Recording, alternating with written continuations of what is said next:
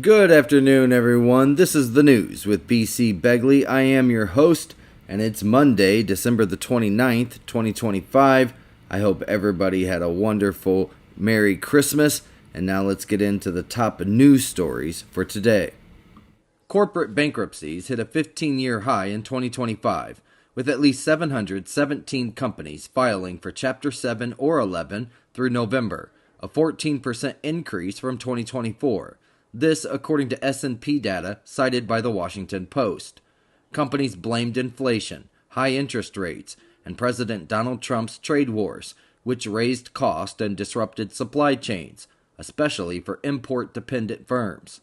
The hardest-hit sectors were industrials, such as manufacturing and transportation, followed by consumer discretionary businesses, with a notable rise in billion-dollar mega bankruptcies, including Spirit Airlines and solar firm Posigen. Economists noted that while inflation has cooled and GDP growth has reached 4.3%, many firms are absorbing costs to avoid raising prices, straining cash flow and profitability, The Independent has reported. Experts warn the surge highlights uneven economic growth, with strength concentrated among wealthier consumers and AI-related investment rather than across all industries. The Trump administration, through Secretary of State Marco Rubio, recently barred several European figures, including former EU Digital Commissioner Terry Brayton, from entering the United States, citing their role in global censorship efforts. Brayton was a key architect of the EU's Digital Services Act, which imposes rules on speech deemed disinformation or incitement, and threatened American companies like X to comply with European standards. European politicians, including MEP Raphael Glucksmann, condemned the sanction as an attack on European sovereignty, framing it as a clash over whether the United States or the European Union's rules should govern free speech. The move reflects a broader U.S. push, supported by figures like Vice President J.D. Vance, to resist the globalization of censorship and defend constitutional free speech protections for American citizens, The Hill has reported. While some critics decry travel bans, proponents argue they are necessary to counter transnational efforts to impose restrictive speech standards on the United States. Iranian President Masoud Pezeshkian has declared that Iran is in a state of total war with the United States, Israel, and Europe, accusing Western powers of trying to bring the country, quote, to its knees.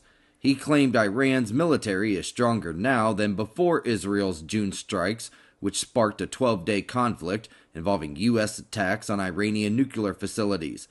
Pezeshkian compared the current situation to the Iran-Iraq war, but said Iran now faces threats from multiple directions simultaneously. While the fighting reportedly killed around 1,100 people in Iran, including senior military figures and nuclear scientists, he argued the conflict strengthened national unity rather than weakening it, The Express has reported. His remarks come ahead of a planned meeting between Israeli Prime Minister Benjamin Netanyahu and U.S. President Donald Trump. Food and drink prices continue to rise in November, with restaurant menu items like coffee, burritos, and burgers increasing faster than the overall inflation rate. This according to Toast.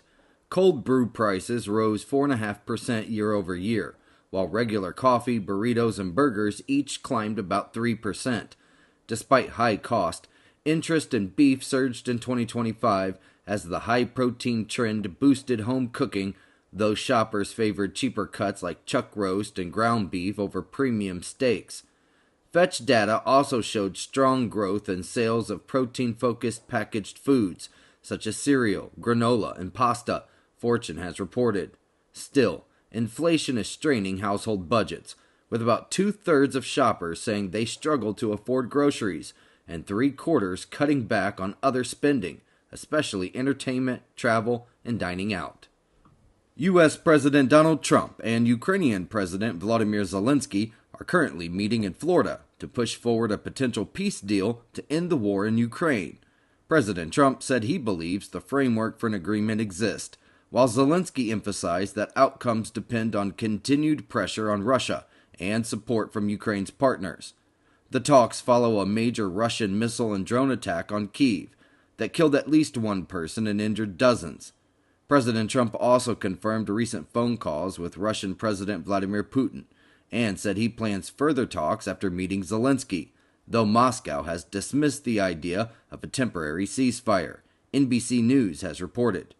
Key issues include security guarantees for Ukraine, territorial disputes, and post-war reconstruction, with negotiations still ongoing and no final agreement announced.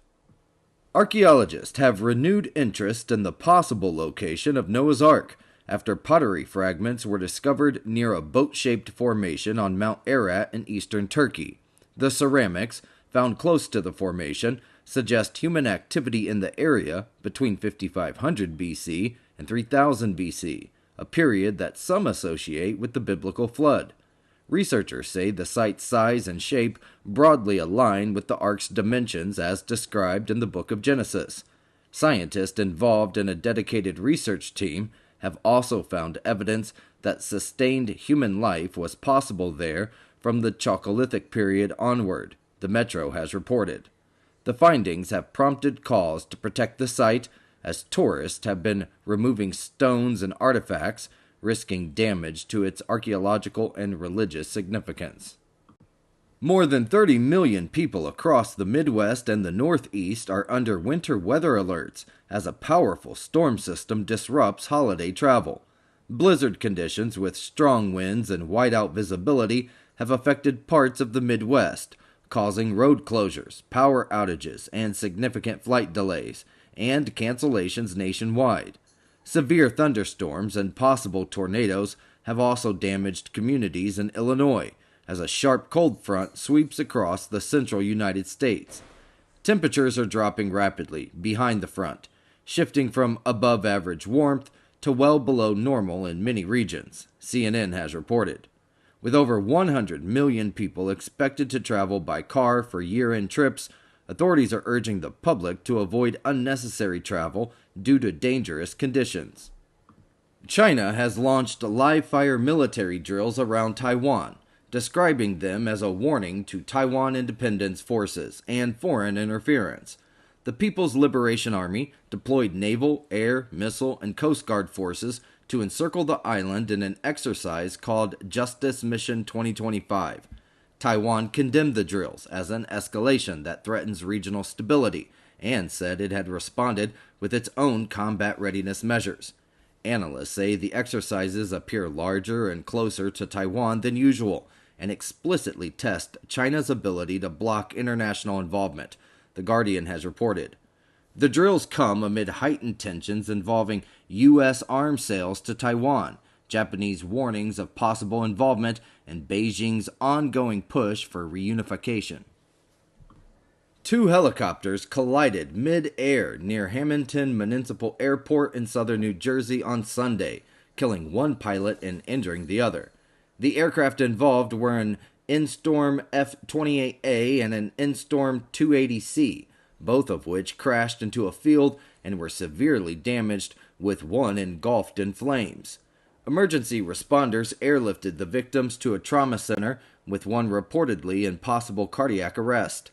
The National Transportation Safety Board has launched an investigation, collecting flight data, maintenance records, and witness statements, CNN has reported.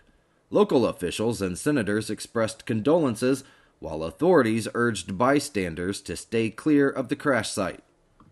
A rupture in a 34-inch gas pipeline near Castiac in northern Los Angeles County prompted authorities to issue a shelter-in-place order for nearly 15,000 residents and temporarily close both directions of Interstate 5 on Saturday.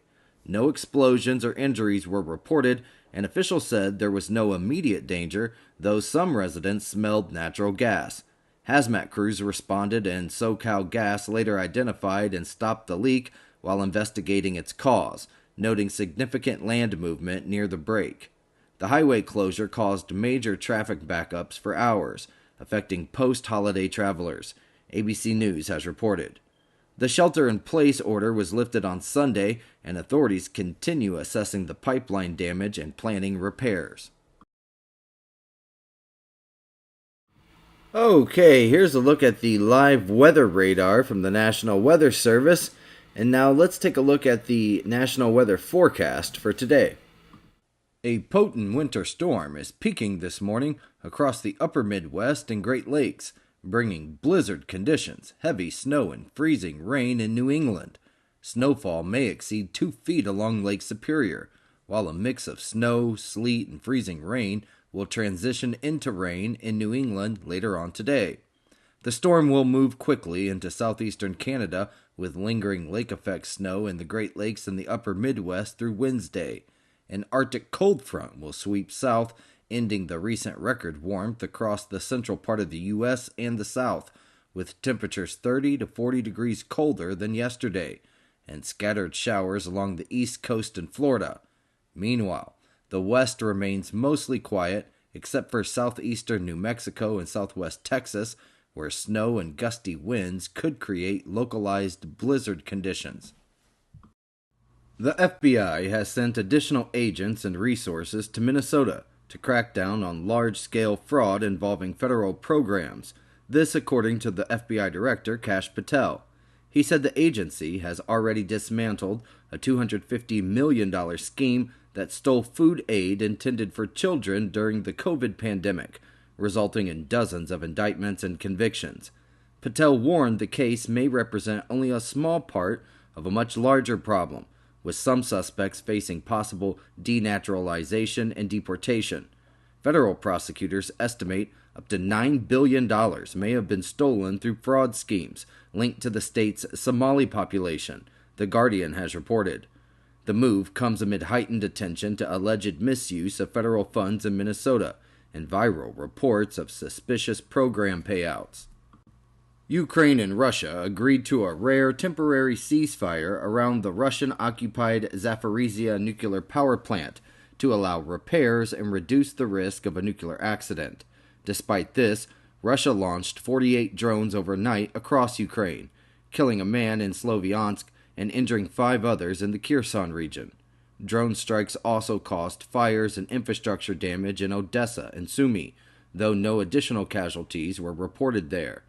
Ukraine responded with drone attacks on Russian military targets, including an oil plant in Russia's Samara region and sites in occupied Ukrainian territory, Euronews has reported.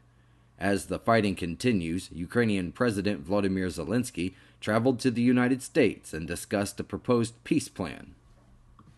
African regional bodies in several countries have condemned Israel's decision to recognize Somalia's breakaway region of Somaliland as an independent state, calling it a violation of Somalia's sovereignty. The African Union, the IGAD, and the Organization of Islamic Cooperation all rejected the move, warning it could destabilize the region and contravene international law. Somalia's federal government strongly denounced Israel's recognition, reiterating that Somaliland remains an integral part of its territory. Egypt, Turkey, Saudi Arabia, and Qatar also criticized the decision, expressing support for Somalia's unity and territorial integrity, PBS has reported. Israel said the recognition was made in the spirit of the Abraham Accords, though its timing and purpose remain unclear. Russia launched 3 Iranian communication satellites into orbit on Sunday, marking the second such joint launch since July, this according to Iranian state media. All of the satellites were placed in a 500-kilometer orbit from Russia's launch pad, with Iran's heaviest satellite to date at 150 kilograms. The satellites, with up to 3-meter resolution imaging, will support water management, agriculture, and environmental monitoring, and are expected to operate for up to 5 years. The launches reflect strong Russian-Iranian ties, strengthened by a strategic partnership treaty that was signed in January and follow heightened tensions after Israeli and U.S. strikes in June, NPR has reported. The United States has criticized Iran's satellite program as violating a UN Security Council resolution and potentially supporting ballistic missile capabilities. A knife attack in Suriname killed at least 9 people, including 5 children, police have reported.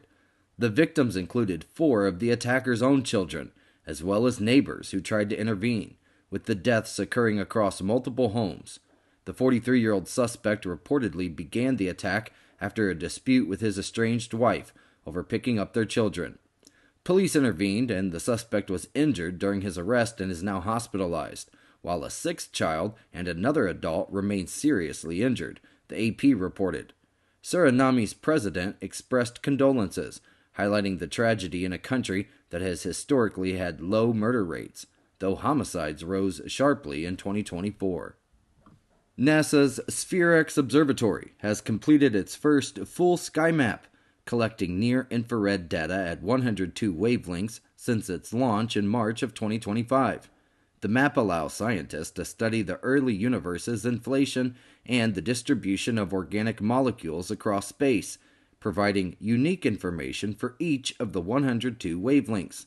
SphereX operates from a polar sun synchronous orbit, imaging the sky along strips daily and then stitching all the data into a comprehensive mosaic. This is the first of 4 all-sky maps planned during its 2-year mission. Unlike other infrared missions, SphereX combines a wide field of view with multi-wavelength observations, enabling 3-dimensional mapping that helps measure galaxy distances and distributions, NASA Spaceflight has reported.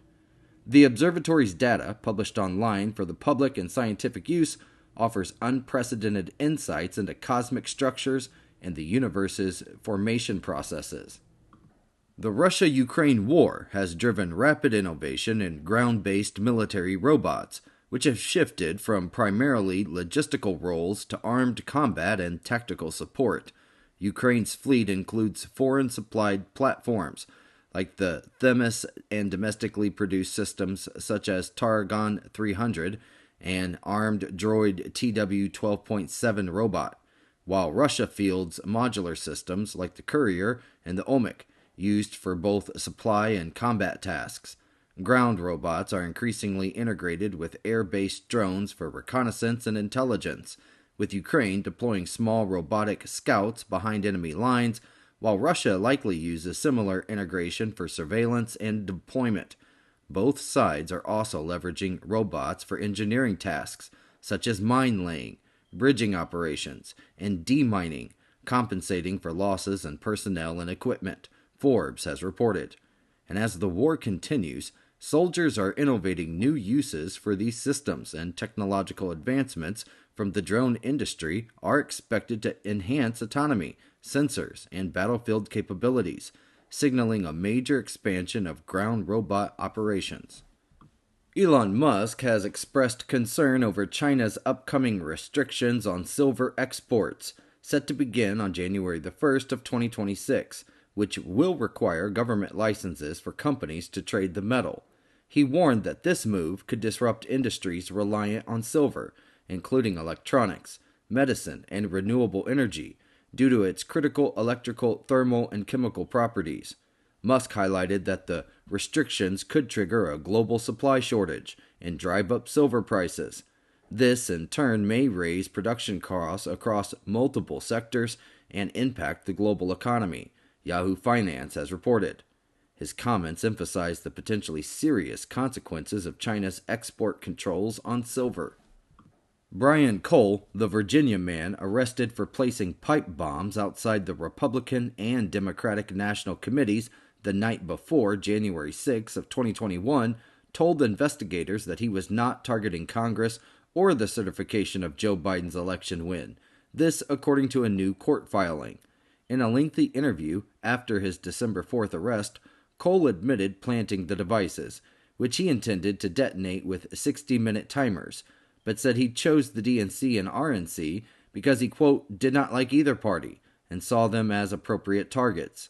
He claimed he did not consider how people would react, did not test the bombs, and was relieved when they failed to detonate. Cole reportedly disposed of his bomb-making materials at a nearby dump and spent the year since wiping data from his phone without telling anyone about the devices, ABC News has reported. Prosecutors emphasized the extreme danger of his actions, noting that it was, quote, luck, not lack of effort, that no one was harmed, and he is set for a detention hearing on Tuesday. A multi-vehicle crash involving a semi-truck occurred early on Sunday morning on the southbound 5 freeway near 4th Street in Boyle Heights, Los Angeles, leaving one person dead. The victim has not yet been publicly identified.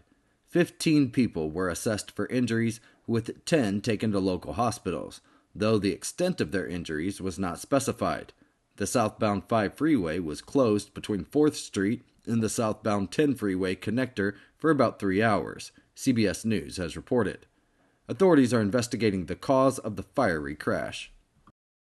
Today is December 29th, 2025, and on this day in history, in the year 1170, Archbishop Thomas Becket was assassinated inside Canterbury Cathedral by knights loyal to King Henry II. In the year 1845, the U.S. Congress approved the annexation of Texas, making it the 28th U.S. state. And in the year 1890, the Wounded Knee Massacre occurred in South Dakota. December the 29th is also National Pepper Pot Day. And while I've got you here, don't forget to like and subscribe to the YouTube channel so you can stay up to date on my live show and all of my news stories.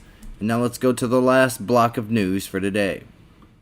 Volodymyr Zelensky said the U.S. has agreed to provide Ukraine with strong 15-year security guarantees, though the fate of the eastern Donbass region remains unresolved after his meeting with U.S. President Donald Trump.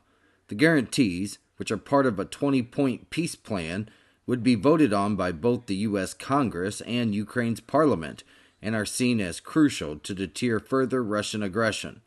Zelensky rejected giving land to Russia, instead proposing a demilitarized economic zone along the current front line, potentially subject to a Ukrainian referendum if a 60-day ceasefire occurs. President Trump claimed a deal to end the war is, quote, closer than ever, but Moscow insisted Ukraine must withdraw from certain areas, warning of further territorial loss, The Guardian has reported. Zelensky plans further discussions with European leaders and a follow-up meeting with President Trump in January. Foreign ministers from Cambodia, Thailand, and China met in China to discuss the ongoing border dispute between Cambodia and Thailand. The meeting followed a new ceasefire agreement that ended weeks of fighting, which killed over 100 people and displaced hundreds of thousands. The Thai foreign minister emphasized the need to maintain the ceasefire and to rebuild trust between the two countries. Holding the meeting in China, close to the border, underscored China's hands-on approach to regional mediation, the AP has reported. The talks reflect China's broader strategy to expand its role as a diplomatic mediator and increase its influence in Asian and global affairs.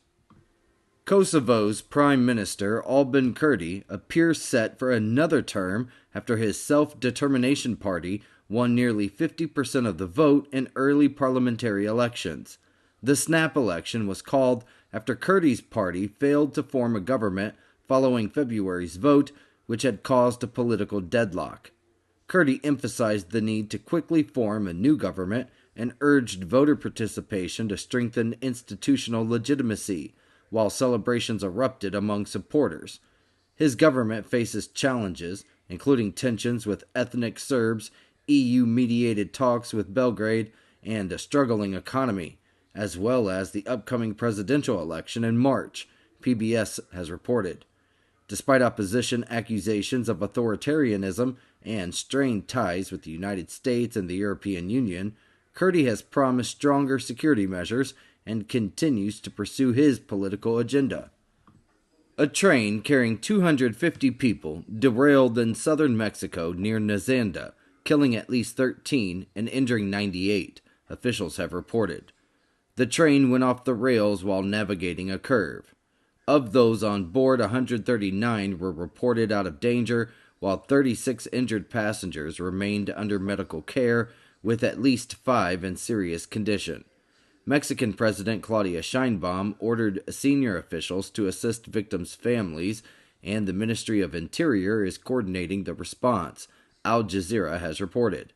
Authorities have launched an investigation into the cause, while emergency units faced challenges reaching the accident site due to the difficult terrain.